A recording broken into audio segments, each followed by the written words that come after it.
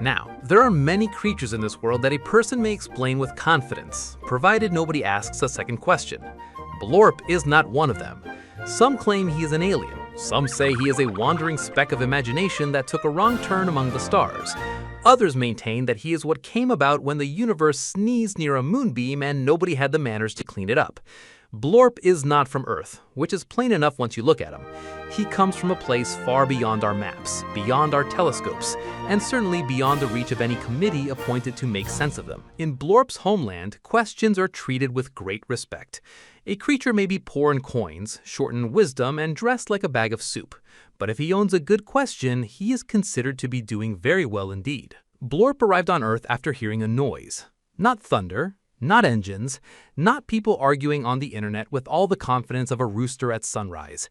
It was the sound of human beings trying to understand themselves, trying to improve their ways, trying to become braver before they felt ready, trying to make sense of life while life kept changing the subject. This interested Blorp very much, for Blorp had studied many planets, and he had found Earth to be peculiar. Its people could build bridges, send messages through the air, write books, invent machines, stare into space, and still lose an argument with their own habits before breakfast. So Blorp created this channel. He made it for Earthlings of every sort: the curious, the confused, the tired, the ambitious, the thoughtful, the distracted, and the ones who have begun again 3 times already and are considering a 4th. It is for anyone who likes big ideas, provided those ideas do not arrive wearing a stiff collar and demanding to be admired. Now, some may think Blorp simply stands in front of a camera, blinks twice, says something peculiar, and the video is finished. Those people have never made a video. Making a Blorp talk is no small undertaking. It requires thinking, writing, rewriting, blinking at the script, arguing with the script, apologizing to the script, and then changing it again because the script was right the first time. Blorp must gather an idea, dust it off, turn it around, poke it with a stick, and ask whether it is useful, funny, true, or merely wearing a convincing hat. Then comes the filming. This is where Blorp discovers that speaking clearly is easy only in theory, much like flying a kite in a hurricane or explaining taxes to a squirrel. He must get the words right. He must get the timing right. He must make the idea understandable without squeezing all the life out of it. He must sound wise without sounding like a dusty old encyclopedia that has fallen down the stairs. And when the filming is done, the work is not done. No sir. Then comes the editing, which is where time goes to hide. Blorp must trim, arrange, polish, adjust, fix mistakes, match sound, choose images, shape the pacing, and make the whole thing feel as if it was simple all along. That is the grand trick of it. A good Blorp video may look light, but it is carrying a great deal on its little shoulders.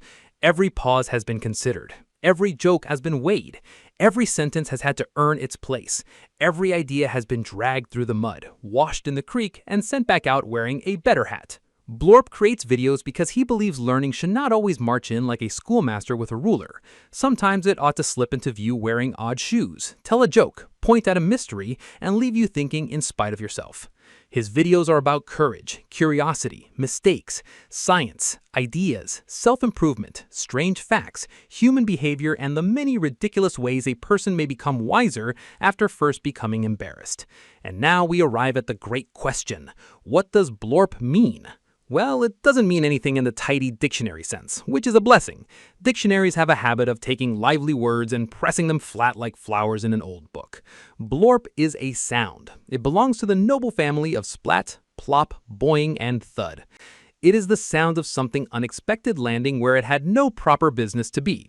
A frog landing in a pudding might go blorp. A thought falling into an empty head might go blorp.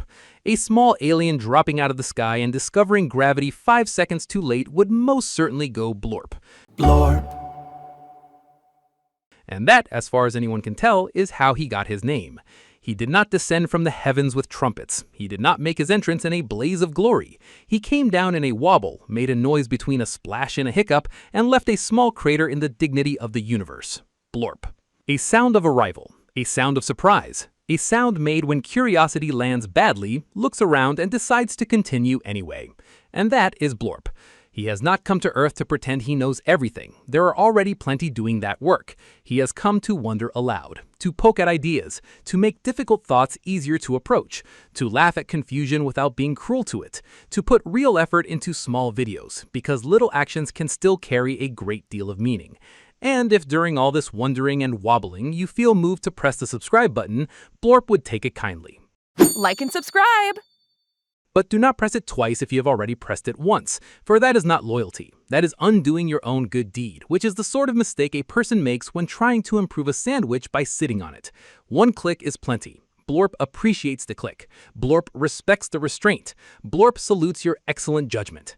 So welcome to the channel. Blorp has arrived. Not gracefully, not without trouble, but with effort, curiosity, and a sound the universe has not been able to forget.